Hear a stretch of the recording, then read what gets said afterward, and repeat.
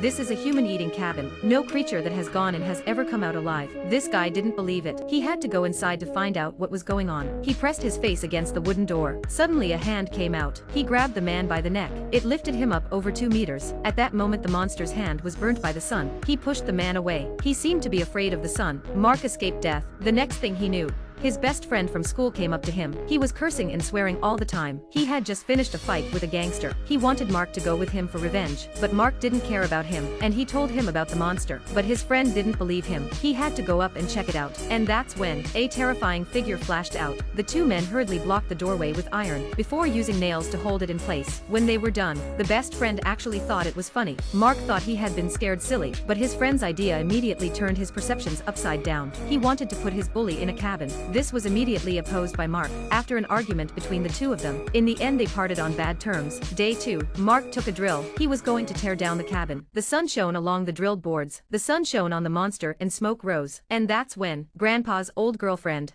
the police officer, comes to the door. She thought he was ill. She wanted to come and see him. And then, she thought she heard something strange. She followed the sound and felt her way. Finally she came to the cabin. Mark told her not to go in. The policewoman pulled out her pistol. She told him to get down on the grass. The policewoman suspected that Mark had put his grandfather in the cabin. Despite Mark's explanations, the policewoman never believed him. Then, with one hand on Mark, one hand slowly opened the cabin. Mark was stunned. Before he could recover, the school bully came to the door again. He was kicked in the face, faced with the bully's abuse. Will Mark send him to the haunted house?